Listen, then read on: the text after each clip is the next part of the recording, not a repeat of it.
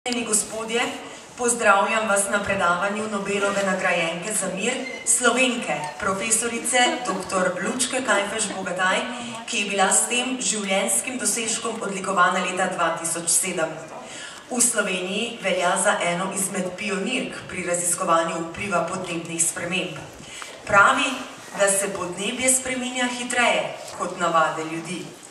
Profesor dr. Lučka Kajfež-Bogataj se je rodila leta 1957 v Sloveniji. Leta 1980 je diplomirala na Fakulteti za matematiko in fiziko, magistrirala in doktorirala pa na Biotehniški fakulteti. Po doktoratu se je izobraževala na Švedskem in v Združenih državah Amerike. Od leta 1997 je redna profesorica. Predava na Biotehniški fakulteti, Fakulteti za matematiko in fiziko ter na Fakulteti za arhitekturo na Univerzi v Ljubljani. Od leta 1996 je vodja Centra za biometeorologijo na Biotehniški fakulteti. Med leti 2002 in 2008 je bila članica medvladnega panela za podnebne spremembe v Ženevi in od leta 2006 je članica komiteja globalnega klimatskega opazovalnega sistema pri Svetovni meteorološki organizaciji. Ukvarja se z raziskavami z področja klimatskih sprememb in aplikativne meteorologije in vodi tako znanstvene nacionalne kot projekte Evropske unije. Je dobitnica številnih priznanj v Sloveniji in tujini. Med drugim je častna občanka občine Kranj, dobitnica medalje za znanstvene zasluge Univerze v Veracruzu, imetnica reda za zasluge Republike Slovenije, lastnica srebrnega znaka civilne zaščite Republike Slovenije, ima pa tudi častni doktorat Univerze na Primorskem. Ponosni smo bili in ponosni smo, da lahko rečemo, da imamo tudi v deželi na sončni strani Alp Nobelovo nagrajenko za mir. Kako dolgo bomo v Sloveniji še lahko dajali tako sončno prispodobo in ali se bo Evropa zares klimatsko razdelila na sever in jug, so zagotovo vprašanja, ki se jih bo dotaknila v današnjem predavanju v sklopu projekta Maribor za mir, Nobelovi nagrajenci za mir v Mariboru. Dame in gospodje, profesorica dr. Lučka Kajfež-Bogataj.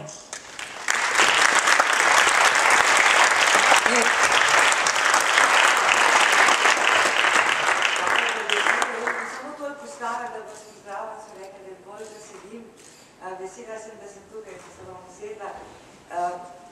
Glede na predhodno predavanje, jaz upam, da bo enako zanimivo, čeprav bo to kar težko. Jaz bom res govorila o prihodnosti. Moja predhodnica je nekako rekla, da je prihodnost v nekoga drugih rokah. Jaz mislim, da je v naših in mislim, da prihodnost ni ena in da je prihodnosti več. To je osnovna ideja, ki jo želim tukaj povedati. Takele slike zemlje za mano verjetno še niste videli.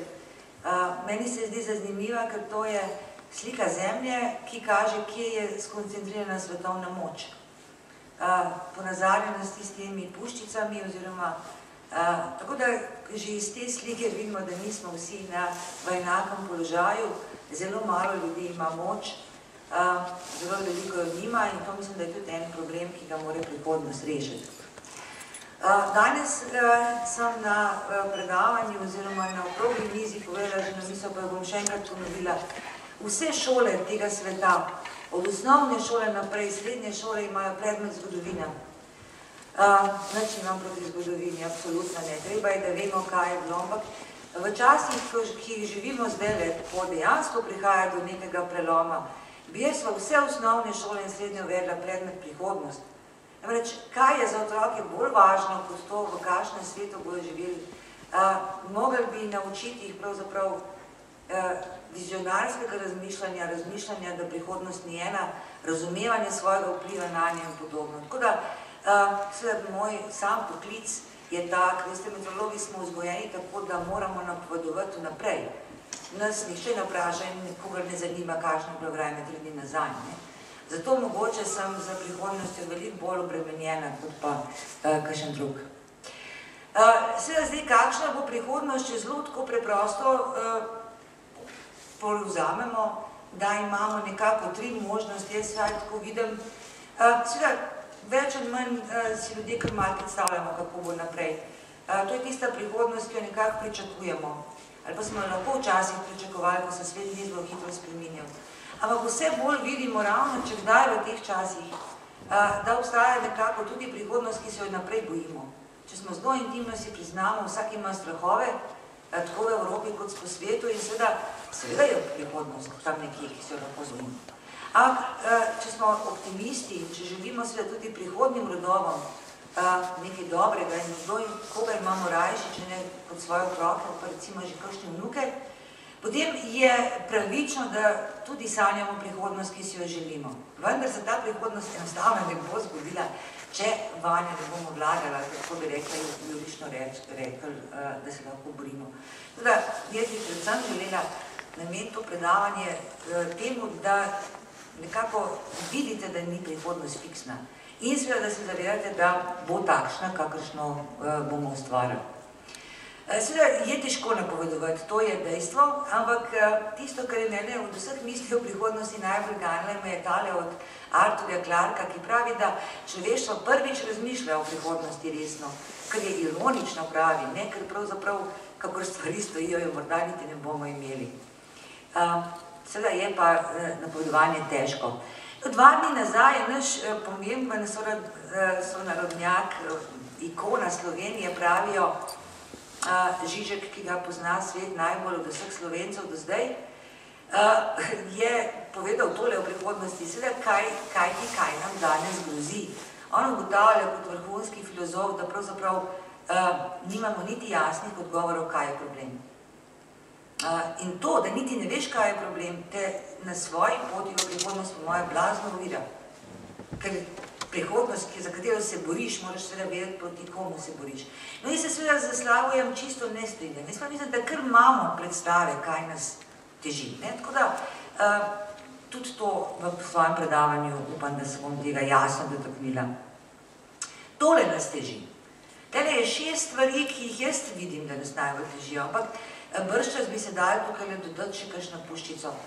Seveda tisto, s čimer se jaz ukvarjam, je samo mečkan del problema, podnebne spremembe. Seveda tisto, kar že kaže zobi, je recimo, če ostanem najprej pri naravoslovju, dejstvo, da imamo 60% svetovnih ekosistemov degradiranih. Skratka, z njimi ni vse v redu. Slovenija je raj na zemlji, ker smo ene redkih držav, kjer lahko se pohvalimo za ohranjenimi ekosistemi, ampak tudi pri nas ne bo dolgo tako. Seveda, če pa gremo zdaj na tudi še malo naravoslovje, vendar posežem v ekonomijo, mi imamo opravka z eksponentno rastjo naravnih virov. Na planetu, ki je omejen, na planetu, ki lahko da, kolikor ima, več dati ne more. Seveda, zahteve naše, ta trenutek, pa presegajo tisto, kar planet lahko da, oziroma trenutno presegajo predvsem na področju, koliko tistega odpadka, ki ga planetu zapustimo, lahko absorbira.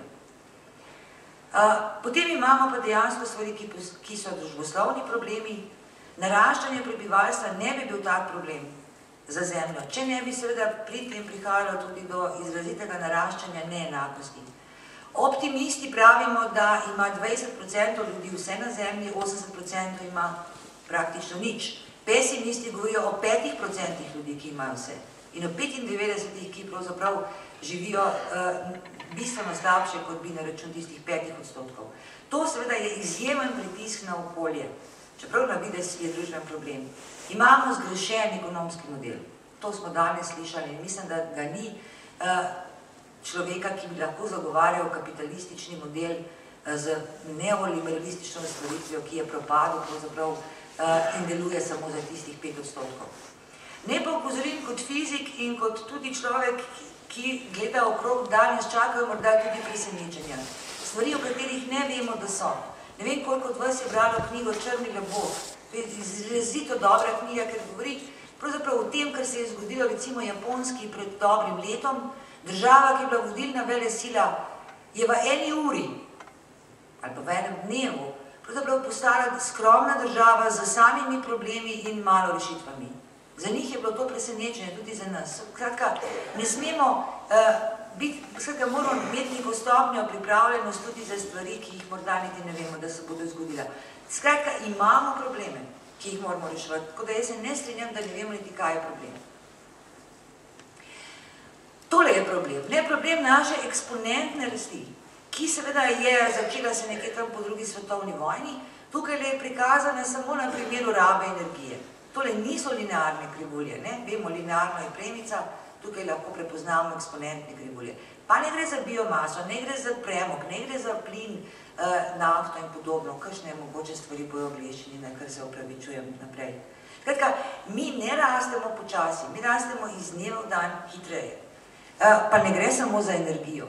Tukaj, pogledajte, so zbrane slikce, ki predstavljajo telefone, turizem, McDonaldove restauracije, gnojila, rabo vode in kaj podobnega. Tudi tukaj ne vidite niti ene linearne krivulje. Skratka, postali smo vele sila, mi rečemo temu kar geološka sila, ki upravlja s planetom. Namreč vse te aktivnosti zahtevajo naravne vire in seveda proizvajajo katastrofalno število odpadkov. Pa ne samo tistih trdnih, ki jih vidimo na smetišču. Plinov toplogrednih, ki recimo spreminjajo podnebje. CO2 poznamo, da je plin, ki je recimo danes plin, ki ga proizvaja večina energetike fosilnih. Skratka, ne biti idealisti, da takole eksponentno naraščanje naših aktivnosti nima nekih posledic. 1 ura, 1 predavanje, 10.000 ljudi več. 1 ura, 1 predavanje, 1500 hektarov gozda manj. Ne v Sloveniji in v Evropi, kjer za gozd skrbimo, ampak ravno iz dežele, ker je recimo prihajala naša prejšnja gostja. Latinska Amerika je tista, ki daje gozdove zato, da lahko goji na posekanih območjih sojo, ki jo potem Evropa hinavsko uvaža in seveda krmi svojo živino z njo, ne? Ampak mi svoje gozdov ne damo, če pa to Latinske Amerike to nič hudega, ne? Kaj to so fakti, ki kažejo seveda tudi na sprenevedanje zelenih držav. 1 ura, 1 predavanje, skoraj 2 milijona kilogramov dušika. Mi moramo jesti, mi pravzaprav ne proizvajamo več hrane, tako kot nekoč, 7 milijard nas je in jemo popolnoma drugače, kot so jedli pred 150 leti. Vemo, da se je recimo raba mesa ne potrojila v določenih državah po deseterjah. In seveda tisto, kar mene najbolj skrbi, te 4 milijone ton ogljikovega dioksida na uro, ki seveda gre v ozračje in tam mirno čaka. CO2 ni smet, ki jo boš spravil nazaj in jo pospravil kamor sodi, ampak ostaja v ozračju stotine, tisoče let. Še po 1000 letih ostane 19% tega, kar bomo recimo spravili tja danes. Biotska raznovrstnost. Človek se igra Boga.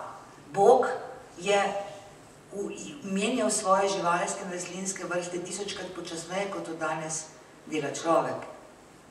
In seveda tisto, kar bi človek sporočil rad mladi generaciji, 1 ura v steklenicah, 1 ura v plastenkah, 1 ura v pločevinkah, 1 ura v vrečkah in recimo ta številka 18.000 zavrženih mobilnih telefonov v 1 uri je posebej zanimiva, ker vsi teh 18.000 zavrženih mobilnih telefonov še dela. Nismo jih zavrnili zato, ker bi se pokvarili, ampak niso lepe barve, nimajo dobre ločljivosti ali pa česa drugega. Skratka, to so dejstva, ki bi nas morala trezniti. Znanost je napredovala v tem mere, da je skušala povedati, do kje gremo in do kje smemo iti in do kje smo šli. Namreč Zemlja, še enkrat poudarjam, je omejen planet in ne moremo z njo početi v nedogled, kar želimo. Znanost je 2 leti nazaj definirala 8 glavnih problemov, ki jih na Zemlji stališča okolja imamo. Prej smo slišali o ozonski plasti, ki se tanjša, podnebne spremembe niso edini problem. Imamo seveda celo vrsto drugih čisto življenjskih problemov, kot so na primer raba tal za kmetijstvo ali pa voda. Pa ne ilustriram rabo tal. Mi rabimo za 7 milijard kmetijske površine. Koliko jih lahko pretvorimo, koliko gozda še posekajmo, da bomo imeli kmetijstvo? Ta številka je danes znana. Kvečemo 15% kopnega. Če bomo naredili več, smo naredili novo neravnovesje in novo težavo. Opozarjam, da danes smo rabotal v kmetijstvu že spravili na 12% kopnega. Mi imamo samo še 3% varnega kopnega, prihajata pa 2 do 3 nove milijarde ljudi z morda še bolj zahtevnimi prehranskimi navadami. Znanost je postavila številke. Številke, ki jih ne bom komentirala. Številke za politiko.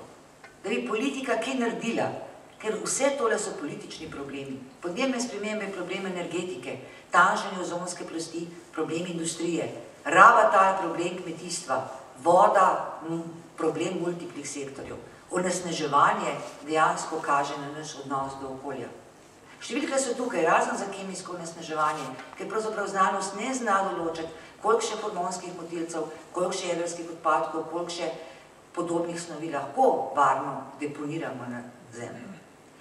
O teh številkah se dogovarjajo, vendar vsi globalni dogovori več ali manj se končajo pod institucionalno vodstvo inštitucij, ki za današnji čas niso več primerne, kot so na primer Združeni narodi, v nekih pogajanjih, ki so več ali manj jalova in po 3, 10, 15 dneh pogajanj se zmenijo, da se bojo še pogajali. In si drznejo to predstavljati celo kot uspeh pogajanj. Mislim, to je milo rečeno smešno. Kje smo ta trenutek pri teh mejah? Pa ne bom začela danes, bom začela za časa Prešerna. Takrat, ko je recimo Slovenija začela se zavedati svoje kulture in svojih korenin. Prešeren in Napoleon sta živela v času, ko je bilo ljudi 1 milijardo. In svet je bil resnično velik. Če pozorno pogledate v sredino tegale grafa, ste opazili rumen krogec. Približno tako vpliv človeštva na zemljo je bil v tistih časih. Vsega je bilo dovolj. Bilo je dejansko življenje in planet na voljo. Pa če skočimo po drugi svetovni vojni, je seveda treba bilo zgraditi nove objekte, ljudje so rabili več hrane in že nekako po drugi svetovni vojni smo v določenih aktivnostih se mejam začeli približevati. V približno 80 letih, pred 80 letom smo presegli prvo planetarno mejo, ki ni bila podnebna, ampak je bila dejansko dušikova bilanca. Zakaj govorimo o dušiku? Dušik je osnova naše hrane. Mineralna gnojila, ali pa kot včasih rečemo umetna gnojila, so pravzaprav prvi poskus človeka, ki je jemal dušik, nek element iz ozračja, tam, kjer je bil stabilen in je dal mir, in ga spreminjal v element, ki je strašno mobilen in ki danes konča v rekah, morjih in jezerih in seveda ubija življenje v njih. Seveda zelo hitro je sledila druga meja, ogljikovega dioksida je že v 80 letih bilo v zračju dovolj, da je podnebne začelo se spreminjati vidno, prej se je spreminjalo, bi rekla, bolj počasi. In še sanjalo se nam ni, recimo v času, ko sem jaz diplomirala, da bomo imeli problem z biodiverziteto, da bomo problem imeli z kisanimi oceani in z recimo fosforjem, vendar znanost je zelo hitro napredovala in da končam z današnjim stanjem smo tukaj. 3 meje so presežene. Se dogovarjamo, skušamo kaj narediti, da bi se vrnili nazaj v meje, vendar ne gre. Ostalim mejam se pa z raketno hitrostjo približujemo. Meji vode, meji tal in podobno. Tako da situacija dejansko ni rožnata, zato seveda je možno več prihodnosti že čisto iz okoljskega vidika. No, podnebne spremembe so moje področje. Kaj smo spremenili v tem podnebnem sistemu, ki izgleda tako preprost, pa ni. Gre seveda za zelo povezan in heterogen sistem morij, kopnega, ledu, zraka in živih bitij, ki vplivajo seveda tudi na planet. 2 stvari smo spremenili. Že morda 100 let nazaj se je človek lotil kopnega. Sekal je gozd, ki ga je danes smo ga pravijo polovico manj kot pred 8000, 6000 leti. Začeli smo asfaltirati, začeli smo graditi, prekopavati, preusmerjati reke, vode in podobno. Skratka, kopno je drugačno, kot je bilo. Seveda, ironija je, da je v podnebnem sistemu sprememba kopnega povzročila ogromne emisije toplogrednih plinov. Ogljik, ki je bil prej varno v tleh, je nenadoma našel pot v ozračje. Druga komponenta, seveda, ki smo jo spremenili, je pa ozračje samo. Ko smo nekje tam 4 generacije nazaj začeli masovno uporabljati fosilna goriva. Seveda fosilno gorivo izgori v vodo in CO2 in ta CO2, kot sem rekla, je v ozračju. Tako da 2 komponenti spremenjeni sta povzročili dejansko spremembo celotnega sistema. Danes se tali led na Arktiki. Pa ne zato, ker bi človek tam bil za nekim ogenčkom, da bi tist led grel. Ampak zato, ker je sistem v neravnovesju. Sistem je zato sistem, ker en del vpliva na drugega. Gretje je neizpodbitno, seveda ni pa gretje tako, kot bi prižgal pečko in bi vsako leto mečken pečko privil. je seveda tukaj ponazarjeno po 10 let, zadnjih 110 let, modri odtenki kažejo majhno ogrevanje, oranžno rumeni, pa seveda veliko ogrevanje.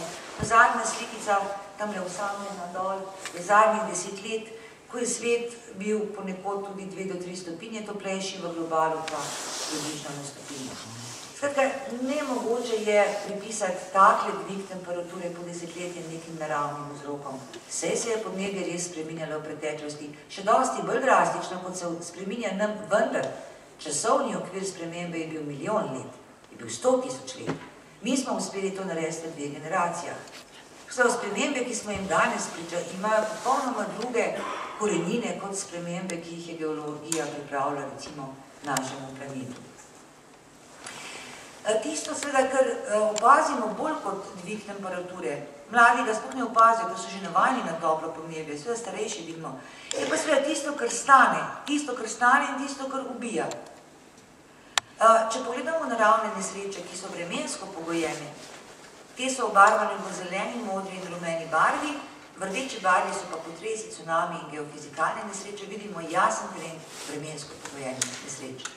Namreč vreme, ki ni isto, lahko ubija vreme mimo grede 100krat več ljudi kot vojne in 1000 več kot terorizem, pa se redko znajde na prvih straneh. Skratka, podvojeno število katastrof imamo že v zadnjih morda 30 letih. In nihče ni neranljiv. Ljudje zaradi vremena umirajo v Parizu, umirajo v Bangladešu in umirajo v sredi najrazvitejših držav Amerike. Skratka, to je stvar, ki mora prepričati in opozoriti, da nič ni več tako, kot je bilo. Prihodnost podnebja je zelo preprosta, čeprav je sistem izjemno zapleten. Koliko bomo CO2 še spravljali v ozračje, oziroma koliko še vplivali na planet, lahko pravzaprav za eno preprosto kemijsko številko povemo, to je seveda koliko delcev na milijon, recimo nekega plina v zraku je ppm, je tako enota, kot je kilogram ali pa liter. Danes približno smo zelo blizu 400 delcem na milijon, kar je že 40% več, kot sta jih imela Prešeren pa Napoleon. Sprav, za 40% smo šli že gor. Ampak gremo lahko še dalje, ker ni meje v atmosferi, ki bi zavrnila CO2. Seveda, na levi strani imamo posledični temperaturni dvig, ki se nam obeta. Evropska unija je hvale vredno sicer pred leti zapisala, da bo storila vse, da bi ta dvig ne presegel 2 stopinj. Zato imamo tukaj tisto črto. Vendar, za tako zaobljubo pomeni, da bi pravzaprav morali globalne dogovore in zmanjševanje emisij začeti že včeraj.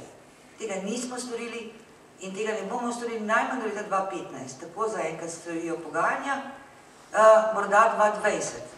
Takrat seveda o 400 ppm lahko samo sanjamo in trenutno smo na poti bolj 3 stopinjam globalno kot 2. Vendar je še čas, da ne pridemo do 4 ali da ne pridemo do 5, ker to je bistveno slabše kot pa 3. No, to je to, kar je Trijana Vodničarka povedala, da bo Evropa razdeljena na sever in jug, po novem ne več na vzhod in zahod. Zlasti to lepo ilustrira desni del slike, ki prikazuje poletja, temperaturno in padavinsko v Evropi do konca stoletja. Namreč, zakaj je poletje tako važno? Takrat mi delamo svojo hrano. In če poletje ni v redu, potem seveda nimamo kaj za jesti. Zlasti države, ki so revne, tudi v Evropi in ki postajajo revne. Poglejte si prognozo Grčije in Španije, držav, ki so že danes v težavah. Poglejte si prognozo naših najbližjih sosedov Balkana, ki so danes pravzaprav tudi žitnica Evrope. 3 stopinje toplejša, 4 stopinje toplejša poletja. Ob tem, da polovico manj vode dobimo, niso poletja, ki dajo hrano. Niti niso poletja, ki dajo turizem, niti niso poletja, ki omogočajo starostnikom preživeti vročino. Ne pozabiti, da 2000, ko je v takem poletju umrlo 40 000 prebivalcev Evrope. Seveda, kje bo meja? Jaz upam, da bo Slovenija že v tisti meji, ko pravzaprav ne bo večjih sprememb, ampak meja bo nekje morda v sredini Nemčije. Sever bo imel bistveno boljše izhodišče na začetku z sicer toplejšim podnebjem, vendar z količino vodo, ki bo kvečemu večja. Sedaj vprašanje za prihodnost je, ali bo Evropa, ali bo evropski sever pomagal evropskemu jugu, ki bo v težavah tudi zaradi vremena. Ali nam bojo morda rekli, tako kot danes rečejo Grčiji, leni ste, delali niste, pomagajte si sami. To so resne vprašanja, ne? Ali bomo imeli južno in severno Evropo, kako bomo mi pojasnili, recimo, ali ljudje z juga, da pravzaprav to, da ni vode, ni stvar le nove, ampak stvar seveda preteklih dejanj, ki niso bila vedno, niso bili vedno krivci tisti, ki bodo kaznovani. Skratka, prihodnost, ki se riše za podnebje, ni najboljša. Gre za tveganja, ki jih danes že imamo. Tole ne gre več za prihodnost, tole gre že za sedanjost, recimo, imamo težave z sušami. Poglejte, kaj se dogaja v subsaharski Afriki, kaj se je dogajalo letos tudi ZDA, kaj ne nazadnje preživlja Kitajska, vendar ta je tako velika, da vedno se najde kakšen del, kjer suše ni. Ampak politična tveganja, veliko vojn na svetu danes, lokalnih vojn, ni vojna med eno in drugo religijo, kot nam želijo velikokrat prikazati, ampak je čisto navadna vojna za vodo. Tudi izraelsko-palestinski spor, če ga gledamo z političnega stališča ali pa fizikalnega, je spopad za vodo, ki je na Golanski planoti. Podobne stvari se dogajajo na Šrilanki, podobno se dogaja med Indijo in Pakistanom in še marsikje. Seveda imamo vedno tudi krinko različnih ver in navad. Ekonomska tveganja so tu, že brez podnebnih sprememb, vendar v času, ko ima nekdo težave že za prehrano, vode in energije, seveda ne moramo računati, da bo ekonomija blestela. Migracija in civilna nepokorščina je nekaj, kar sledi, ko recimo nimaš več hrane ali ko se ti morska gladina dvigne na raven, ko pravzaprav nimaš več svoje domovine, kot recimo se zna zgoditi Bangladešu, se zna zgoditi morda tudi državam, kot so Florida, Kitajska, Japonska in podobno. Skratka, ta tveganja so realna. No, tole je najnovejše poročilo, ki je Evropska unija ga pripravila, pravzaprav še ni čisto pripravljeno, vendar se mi je zdelo pomembno, da ga vidite. Gre za poročilo, ki pravi, koliko bojo regije evropske, ne samo države, regije znotraj držav prizadete zaradi podnebnih sprememb. Gre za zelo zapleteno študijo, ki potem svoj rezultat predstavi od 0 do 1, da je lažje razumljivo. 1 pomeni zelo hudo, 0 pomeni nič hudo, no v barvah pomeni 1 temno rdeče, svetlejše rdeče, malo manj in tako naprej. Bela in podobno pomeni boljši izid. No, seveda ste že vsi Slovenijo pogledali, ne? Slovenija ima barve, ki govorijo o tem indeksu od 0,3 do 0,6. Kaj to pomeni 0,3 do 0,6? To pomeni, če spremenimo ta delež v odstotke, da bo 30 do 60% Slovencev imelo težave zaradi podnebnih sprememb. Slabše kmetovalo, slabše zdravstveno stanje, slabše ekonomsko stanje, pravzaprav 2 od 3. To ni stvar, ki bi vzbujala neko velik optimizem. Seveda, tole je izbežno. To ni nekaj, kar se nam bo zgodilo. To so stvari, ki se jim da izogniti. Vendar mislim, da je prav, ne da bi strašili ljudi, ampak da dejansko jim damo na mizo karte, tako kot je včasih naredijo zdravniki, ko gre za naše zdravje in povejo jasno, če boš delal to naprej, boš umrl ali pa kaj podobnega. Skratka, mislim, da moramo biti enako odkriti tisti, ki se ukvarjamo z okoljem. Če to ljudje občutijo kot strašenje, je slabo. Ne bi razumeli kot pravočasno opozorilo. Skratka, ključna vprašanja, ki bi se morali danes govoriti v političnih krogih, o tem bi morali razpravljati v Bruslu dan in noč. O tem bi morali Združeni narodi razpravljati. Ne toliko o tem eni državi da ali ne milijon gor ali dol. Namreč, kako bomo jutri, 2030 je jutri, zagotovili ljudem pol več hrane, pol več energije in še 30% več vode. Če že danes tega nimamo. Ali pa imamo zelo malo. No, pa bom zdaj malo za hec en test naredila z vami, tako ni čisto moja ideja, ampak voda. Voda je nekaj, kar v Sloveniji imamo in ker smo lahko seveda vsak dan v tisti molitvi, če imamo, bi se morali zahvaliti tudi temu. Vode na zemlji imamo občutek, da je veliko. No, vzemimo zdaj tole zemljo z vodo. Zdaj pa naredimo miselni test. Predstavljajte si, da zdaj vso tole vodo v mislih odvzemite iz zemlje proč. vso vodo iz oceanov, iz rek, iz živih biti, ne, mi smo tudi iz vode, vzemite vso vodo proč v mislih in oblikujte kroglo. Zdaj imamo kroglo z vodo in zemljo, zdaj pa vso vodo v mislih odzemite in oblikujte kroglo. No, če si vzamemo kakšno sekundo in predvsem dejte oblikovati kroglo in jo potem primerjajte z to kroglo, ki jo vidimo, z dimenzijo zemlje. No, mene je zelo začudilo, ko sem jaz si to isto naredila, ne, sem si predstavljala, da bo ta krogla z vodo kar precej velika. No, seveda to so naredili že drugi pred nami in so prišli do tega, ne. Skratka, vode, jo vidite tamle gor, vsa voda sveta, od oceanov do vode v zraku in do vode recimo v nas. Vode je malo in ta voda seveda bo predmet bržčas bistveno večjih sporov v prihodnje, kot pa smo jih danes priča za recimo banalne stvari, morda kot je nafta. Brez nafte se da preživeti, brez vode pa vsi vemo, da 4 dni pa nič več. Tako da ja, hrana, voda in energija so ključne. No, zdaj pa res o prihodnosti. Seveda, jaz mislim, da jo. Odgovor je definitivno da, jo lahko še izbiramo. Zdaj pogledamo, kaj o prihodnosti mislijo tisti, ki seveda vedo morda več kot mi, ki se s tem profesionalno ukvarjajo. Cela vrsta študije, ki so poimenovane seveda z različnimi imeni, namreč scenarije, ko jih delamo za naprej, ni en sam. Bistvo scenarija, če gremo v prihodnost, da jih je več. No, tukaj imamo 4 konce in zelo pogosto se res oblikujejo scenariji tako, da nekako predvidevajo 4 izide. Nekaj je romantičnih nazivov teh prihodnosti, nekaj je takih udarnih. Meteorologi in klimatologi, ko smo se ukvarjali, smo bili bolj prozaični.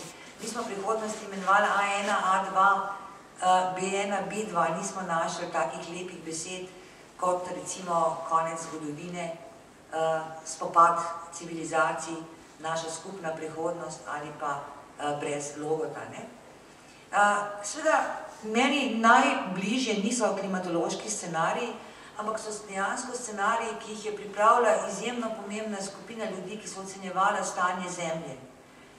To so scenariji tako imenovanega milenijske ocenitve ekosistemov, in ljudje, ki so res pametni, so nekako videli našo prihodnost v 4 možnih smereh. V smeri najbolj idealne rešitve, ki bi bila globalno povezana in enakopravna družba. Globalizacije že imamo, povezave so na poti, dejansko danes lahko komuniciramo s komerkoli v najkrajšem času, v realnem času, vendar enakopravne družbe nimamo. Seveda globalna povezana enakopravna družba bi bržčas živela skromneje, kot danes živimo nekateri, vendar tisto polno življenje, o katerem je govorila moja predhodnica. Življenje, ki ni morda bogato, je pa polno. Seveda nekako najslabša možnost, ki se nam lahko zgodi, je, da ne storimo dosti in da pravzaprav razmerja in neenakosti privedemo do vrhunca. Skratka, če že revni slučajno danes še kaj imajo, vzemimo jim še to. Seveda taka družba neenakosti lahko potem vzdrži samo z močno represalijo oziroma z močnimi silami, ki držijo ljudi na razen. Skratka, močnejši, ki odloča, vemo, kdo bo. Močnejši bo tisti, ki bo pobral šibkemu še zadnje, kar ima. Seveda, bo močan, ni rečeno, da bo srečen. Potem imamo tiste skromnejše variante, kjer pravzaprav naredimo premalo, pa vendar naredimo nekaj, ko imamo pravzaprav zelo raznoliko družbo, ki še vedno živi zelo različno, še vedno jug, sever, zahod, vzhod, pa vendar je prilagojena na tisto, kar jo čaka, živi skromneje. In potem imamo tisti scenarij, ki je tudi morda verjeten, da bo znanost toliko napredovala, da pravzaprav bomo naravo upravljali preko ekrana, z nekim gumbom, morda neki gumba ne bo več. Skratka, temu mi rečemo tehnofix ali pa geoengineering. Skratka, če smo dali preveč CO2 v ozračje, bomo pa zatemnili sonce, da bo manj sijalo z novim posegom. Ko bo to narobe, bomo porutali nekaj drugega, ljudje bomo jedli nekaj, kar ne bo naravno. Skratka, popolne tehnologije, ki bojo morda prevladale nad človekom. Tudi to je bodočnost, ki jo seveda človek ne bi imel. Pa vendar, če danes gledamo, kako se svet razvija, da ljudje uživajo živeti v virtualnem svetu, da se poročajo z virtualnimi ljudmi z drugega konca ekrana, da jim je duševna izpolnitev, da imajo 1000 prijateljev na ekranu, od katerega nobenega še niso srečali, potem morda tudi tak razvoj za vse ne bo tragičen. Izjemno pomemben je bil prispevek Roberta Constance, pomembnega ekonomista, ki je pravzaprav zelo podobne scenarije, kot smo jih videli postavil v ameriških raziskavah. Tudi tukaj imamo scenarij Star Treka, ki govori o scenariju dejansko znanstvene fantastike, kjer bodo upravljali aparati z nami kot mi z aparati. In imamo scenarij, ki ga Američani imenujejo ekotopija. Skratka, že v samem nazivu omenjajo, da je to utopija, da bomo živeli v skladu z naravo. Mad Max, kdor je film videl, ve, kaj je to scenarij, ki smo ga prej imenovali sovražna in razdeljena družba. In seveda tudi tukaj nastopa neodvisno od prejšnje znanstvene skupine ideja velike vlade, ki seveda dela v prid človeštva. Še bi takih scenarijev lahko našteli, pa jih bom tudi za kakšni so bili narejeni za Slovenijo.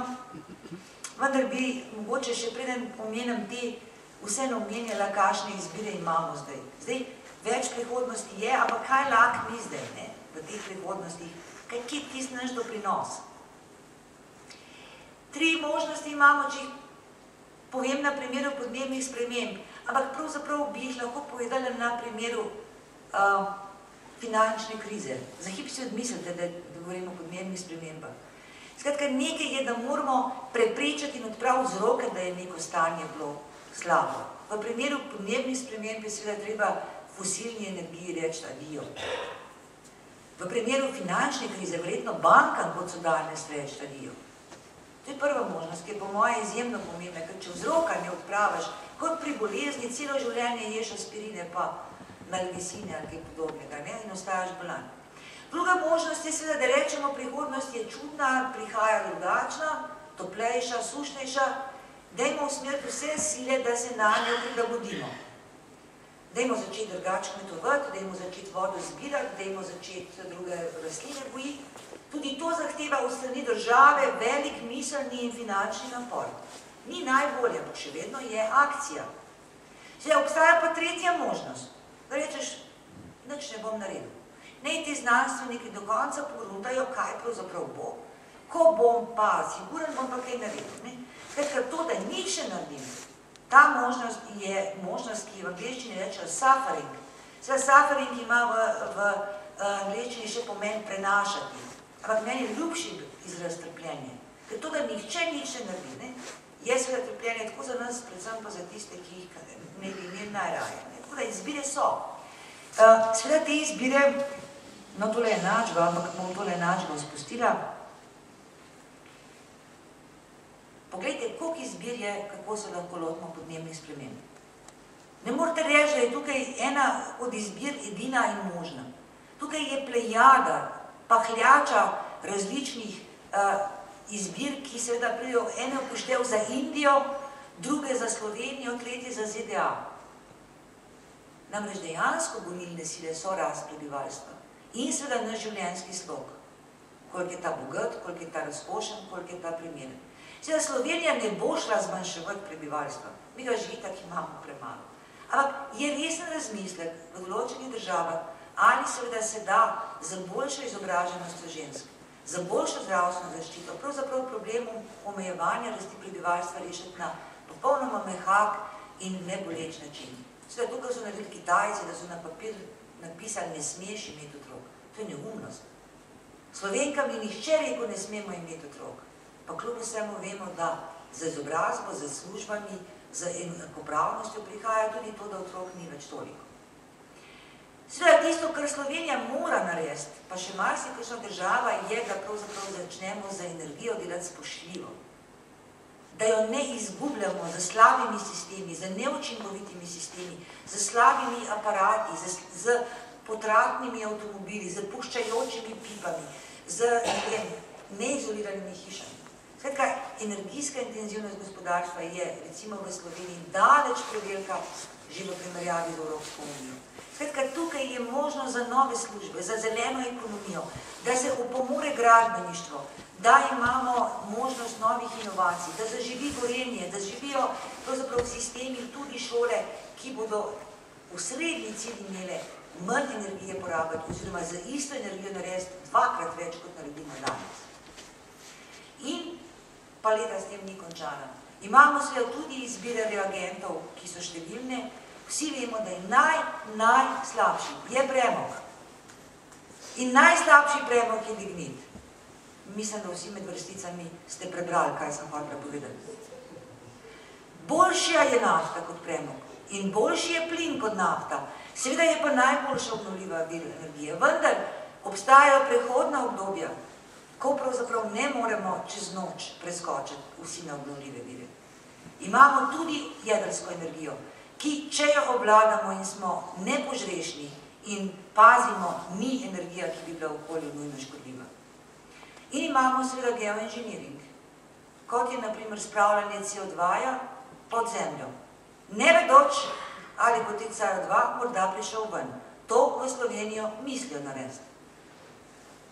Spet veste, na kaj mislim. Jaz seveda ne bi želela živeti nad CO2-jem, ker CO2 ima to grdo lastnost, da tudi pride ven. In ko pride ven, kdo bo imel kanarčka pri sebi, da ga bo opozoril, da je CO2 tukaj. Skratka, možnost je nešteto, ampak zelo malo o teh možnostih na glas govorimo. Vsi bi se nekaj pogajali, ne, za zelo malo učinka. Tole bom spustila. No, o geoinženiringu bi rada rekla kaj. Poglejte, to so ideje, ki jih ima svet zapisane že v programih. Naprimer, Američani resno razmišljajo o pošiljanju ogledal v vesolja, ki bodo odbijala sončno sevanje in senčila zemljo, da ne bo tako toplo. Več projektov na to temo teče. Rusi so bolj pragmatični. Kaj bi se trudili za ogledali? Dosti, če fino zapacamo atmosfero z SO2-jem. Tisto, kar iz termoelektrarjen in tak bruha. Posebni baloni bi nosili SO2 tja in dejansko zameglili nebo kot po vulkanskem izbruhu in bi sonce manj sejali in bi se kao stvar uravnovesila. Malenkost, da nebo ob tem primeru nikoli več modro, jih ne moti. Glavno, da smo naredili tehnofiks. Imamo seveda ideje, da v oceane mečemo železo. Ker če bomo vrgli železo, opilke, prah, bo plankton naredil svoj bum. Ta bum pomeni CO2, ki je v ozračju, bo plankton vezal. Kam bo potem ta plankton šel, ne spet dosti ne zanima. No, Evropa se je pa odločila in vsi mi, kot Evropejci, plačujemo to iz našega žepa, ta trenutek že, da bo financirala projekte spravljanja CO2 pod zemljo. Kaj to pomeni? Na dimniku zajamemo CO2, odstranimo ga iz ostalih plinov in ga spravimo seveda najprej v fazo, ko je recimo tekoč ali ko je stisnjen in ga potem upihnemo, bodi si po tla ali pa ga upihujemo v oceane. V Norveškem teče prvi poskusni projekt, ko upihujejo oceane. V Alžiriji upihujejo v tla. V Sloveniji je TEŠ6 kao CCS ready. To pomeni, Slovenija podpira točno to. Ali ni tista varianta, da smo energijsko bolj učinkoviti, pametnejši, da imamo energijo bolj varna, mislim, da ja. Vendar cel svet razmišlja podobno. Tukaj smo ga polomili, zdaj pa dajmo na hitrca nekaj narediti, da bomo popravili. Samo ne se spremeniti, ne menjati svojih navad, živimo tako kot do zdaj. To je tisto, pravzaprav, kar nam določa prihodnost. Nepripravljenost na spremembe, ne pa neka višja usoda. No, zdaj pa bom končala, čeprav imam še pripravljeno, ampak mislim, da mogoče bo kakšno vprašanje. Zanimivo, da je zelo na tiho, ko je bila ta vlada v prejšnjem mandatu na vladi, večina te vlade, naročila posebno angleško firmo, sem biti malo žaljena, da nismo vprašali Slovence, ampak dobro, ne naredi scenarije za Slovenijo. No, Angleži so prišli, danes sem pravzaprav vesela, da nismo bili mi, tisti, ki smo to naredili, ker dejansko človek, ki živi nekje, si pristranski. Ne gledaš na svojo domovino kot na kakšno drugo. No, prišli so in naredili 3 zgodbe in 3 scenarije. No, pa poglejmo. Poimenovali so jih v angleščini, zato eden ni najbolj primeren, namreč brez idej v slovenščini zveni tako dobro kot v angleščini, clueless. Pojma nimaš, ne? To je prvi scenarij. Slovenija brez idej.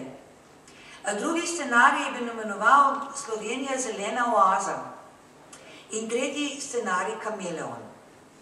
No, glavne poudarki so tukaj z besedami napisani, pa pogledajmo zdaj, kaj Angleži mislijo o prihodnosti Slovenije. Pa ne mislim, da so bili to Angleži, kot firma je bila za Anglijo, bili so mednarodni strokovnjaki, da ne bi slučajno kaj z Veliko Britanijo to povezovali. Kaj pravi scenarij brez idej? Odsotnost vladnega delovanja, zanikanje motečih učinkov na okolje, upanje, da se problemi rešijo sami od sebe. Se vam zdi kaj znano? Korektivni ukrepi, zdaj bomo pa popravili, ampak takrat, ko je že prepozno, in seveda Slovenija ostane prostor za umazane tehnologije. Zelena oaza. Vlada se zave, da je čas za ukrepanje. Skratka, podpira in financira tehnološke spremembe in seveda ob tem skuša vzgajati prebivalstvo, da bo treba spreminjati tudi vrednote. Jih obvešča o tem, kaj je polno življenje in ne samo kaj je zategovanje pasu in skromnejše življenje. Skratka, gospodarstvo reagira in postane hitro nizkoogljično in seveda doseganje trajne sprememb nas naredi zelene, ker seveda je fenomen v Evropi in v svetu in odpre seveda številne vrata tudi na drugih področjih. No, tretja način, kako se lahko vidimo v bodoče, je pa seveda že beseda kameleon dosti pove.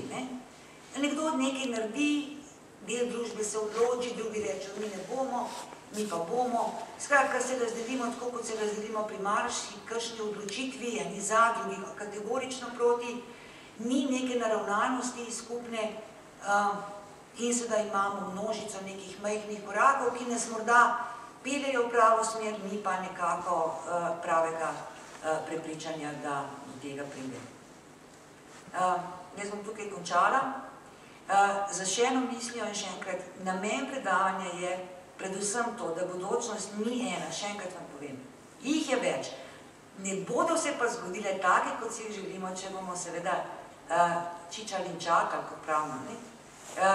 Če bomo potrošniki, ki bomo svoj čas zapravljali v iskanju tistega, kar v trgovini se itak ne da kupiti in pravzaprav ne postali neki državljani, organizirani, porabili tisti čas morda za pogovor, dialog med ljudmi in seveda se za tisto prihodnost, ki si jo ne nazadnje tudi zaslužimo, zboriti.